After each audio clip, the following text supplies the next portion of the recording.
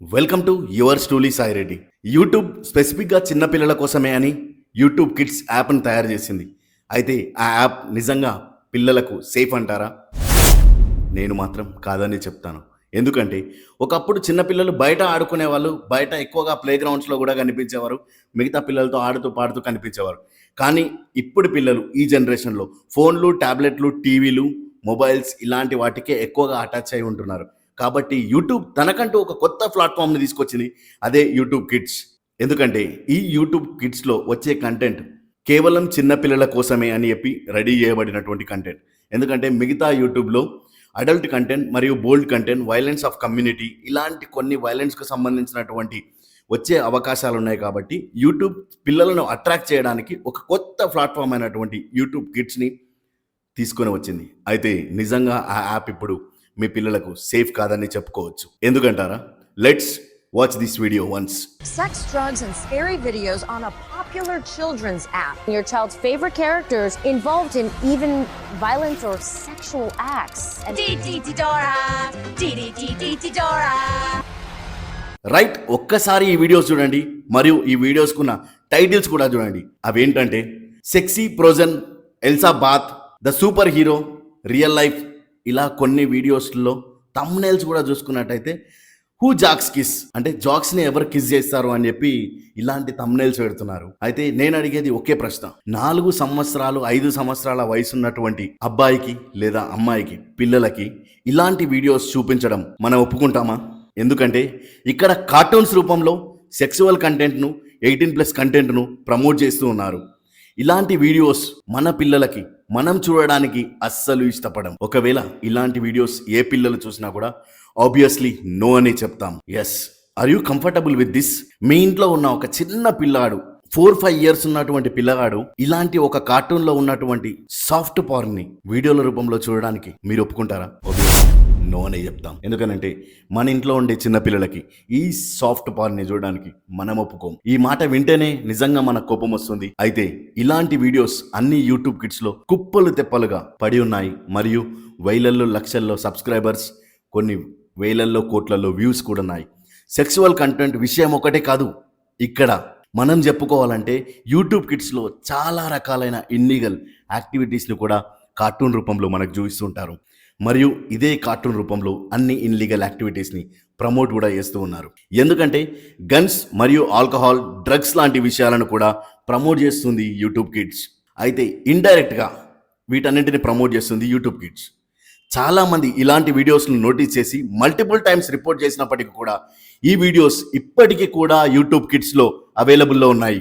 దానికి ఒక ఎగ్జాంపుల్ చెప్పుకోవాలంటే హాలీలో ఉన్నటువంటి ఒక పీడియాట్రిస్ట్ డాక్టర్ అయినటువంటి డాక్టర్ ఫ్రీ హెస్, ఆమె ఒక షాకింగ్ ఇంట్రెస్టింగ్ విషయాన్ని తన సోషల్ మీడియా ప్లాట్ఫామ్లో షేర్ చేసుకుంది. అదేంటంటే తన చిన్న కూతురు అప్రాక్సిమేట్లీ ఒక 4-5 ఇయర్స్ ఉంటుంది. ఆ పాప యూట్యూబ్ కిడ్స్లో వీడియో చూస్తున్నప్పుడు సడన్గా ఆ వీడియో మధ్యలో ఒక వ్యక్తి వచ్చి సూసైడ్ ఏ విధంగా చేసుకోవాలి అనే విషయాన్ని ఎక్స్ప్లెయిన్ చేస్తున్నాడు. అయితే ఆమె చెప్పిన విషయంలో ఆ వీడియో చూడడానికి మొత్తం కిడ్స్ వీడియో లాగానే ఉంది. ఇక్కడ మొత్తం కార్టూన్ వీడియోసే వచ్చాయి. కాకపోతే ఆ వీడియోలో మధ్యలో ఒక చిన్న క్లిప్ వచ్చి సూసైడ్ని ఎలా చేసుకోవాలి అంటూ ప్రమోట్ చేస్తూ వీడియోని అప్లోడ్ చేశారు. At 4 minutes and 44 seconds. Remember, kids, sideways for attention, long ways for results. End it.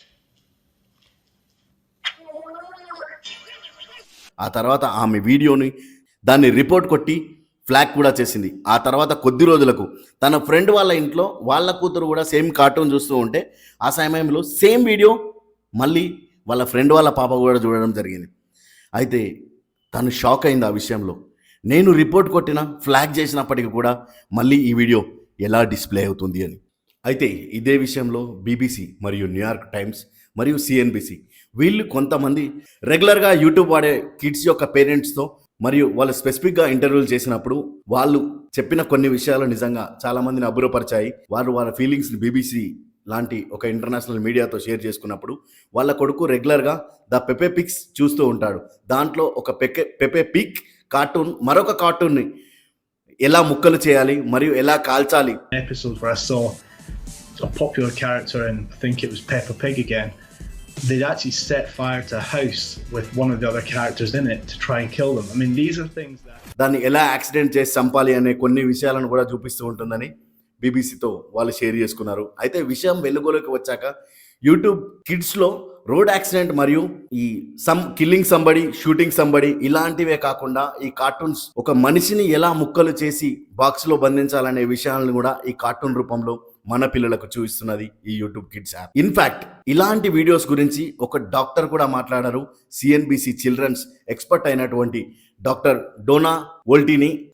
Donna వోల్టీని అడిగినప్పుడు ఇలాంటి కొన్ని ఇంట్రెస్టింగ్ వీడియోలు పిల్లల లోపల ఫియర్ని మరియు వాళ్ళ లోపల కొన్ని రకాల హార్మోన్స్ని మరియు ఎగ్జైట్మెంట్స్ని ఎక్కువగా రిలీజ్ చేస్తూ ఉంటాయి.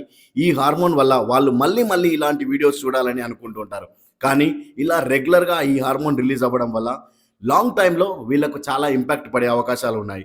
ఇలాంటివి కంటిన్యూస్గా పిల్లలలో లాంగ్ టైంలో ఇంపాక్ట్ పడటం వలన మన మెదడులో 2 ఏరాల్లో డెవలప్మెంట్ అనేది ఆగిపోతుంది, లేక బ్రెయిన్ యొక్క షార్ప్నెస్ అనేది పనిచేయడం, ఆలోచించడం ఆగిపోతుంది. ద ఫ్రంట్ కార్టెక్స్ అనేది ఒక మనిషి యొక్క ఎగ్జిక్యూటివ్ ఫంక్షన్స్ మరియు thinking and problem solving, emotions లాంటి రెగ్యులేషన్స్ను డిసైడ్ చేస్తుంది.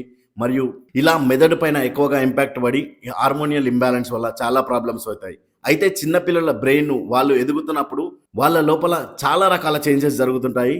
కొన్ని కోట్ల సెల్స్ డెవలప్ అవుతూ ఉంటాయి. మనం మొత్తం లైఫ్ సైకిల్లో బ్రెయిన్ చేసేటటువంటి పని కంటే కూడా 2 రెట్లు ఎక్కువగా చిన్న పిల్లలు వాళ్ళ చిన్న వయసులో 1 నుండి 10 సంవత్సరాల మధ్యలో ఎక్కువగా యాక్టివ్గా ఉండి, అయితే మనం కూడా బయట విని ఉంటాం, చిన్నపిల్లలు 1 ఇయర్ లోపల ఉన్నప్పుడు వాళ్ళు తీసుకున్న న్యూట్రిషన్స్ అన్ని కూడా అప్రాక్సిమేట్లీ 70% ఆఫ్ న్యూట్రిషన్స్ బ్రెయిన్ మాత్రమే తింటుంది అని. అండ్ ఈ న్యూట్రిషన్లో 60% ఆఫ్ ద న్యూట్రిషన్స్ కేవలం యూజ్ చేసుకుంటుంది ఈ బ్రెయిన్ మాత్రమే. ఇది 10 సంవత్సరాల నుండి 14 సంవత్సరాల వయసులో పిల్లలు తన చుట్టుపక్కల ఎన్విరాన్మెంట్ని అబ్జర్వ్ చేస్తూ కొత్త విషయాలు నేర్చుకోవడానికి తన బ్రెయిన్ మెచ్యూరిటీని పెంచుకుంటూ ఉంటారు. అయితే ఈ ప్రాసెస్లో సైంటిఫిక్గా న్యూరోప్లాస్టిసిటీ అని అంటారు. సింపుల్గా ఒక్క మాటలో చెప్పాలంటే మీ పిల్లల్ని ఒక టాలెంటెడ్ పర్సన్గా, ఒక నాలెడ్జ్ పర్సన్గా ఈ ఎంజైమ్ తయారు చేస్తుంది. అలాంటి సమయాల్లో ఇలాంటి వీడియోస్ వల్ల పిల్లలు ఎదిగే అవకాశాన్ని చాలా వరకు కోల్పోతారు. అయితే మనం ఇలాంటివి మన పిల్లలకు చూపిస్తూ మన చేతుల ద్వారా మన పిల్లలను వాళ్ళని ఈ మొబైల్స్ ద్వారా సైలెంట్గా చేస్తున్నాం. ఈ మొబైల్స్కి అత్తుకుపోయేలా చూసుకుంటున్నాం. మనలో ఎంతమంది చిన్న ఉన్నప్పుడు మొబైల్స్ వాడాం. మన సమయంలో ఉన్న నోకియా 1100 మొబైల్స్ కూడా మన పేరెంట్స్ మనకి ఇచ్చేవాళ్ళు గారు. అయితే ఈ సమయంలో పిల్లలు వితౌట్ మొబైల్ వాళ్ళు ఉండలేకపోతున్నారు. ఆబ్వియస్లీ ఆ పిల్లల్ని మనం టాబ్లెట్ బేబీస్, మొబైల్ బేబీస్ అని కూడా అంటాం. అయితే పిల్లలు ఈ మొబైల్స్లో చూపించేటటువంటి ఇంట్రెస్ట్ వల్ల వాళ్ళు కనీసం హోంవర్క్ చేయడానికి, కొత్త విషయాలు నేర్చుకోవడానికి కూడా ఇంట్రెస్ట్ చూపించలేకపోతున్నారు. అయితే కొన్ని ప్రపంచ దేశాల్లో ఉన్నటువంటి కొన్ని దేశాలు దాదాపు 14 సంవత్సరాలకు కింది వయసు ఉన్నటువంటి పిల్లలకు ఈ బ్రెయిన్ డెవలప్మెంట్ అనేది ఆగిపోతుంది. కాబట్టి వాళ్ళను ఈ సోషల్ మీడియా కంటెంట్ నుంచి, సోషల్ మీడియా ప్లాట్ఫామ్స్ నుంచి కూడా బ్యాన్ చేయడం జరిగింది. చిన్న పిల్లలకు మొబైల్స్ ఇవ్వడం ఇలాంటివి కూడా చేయడం లేదు.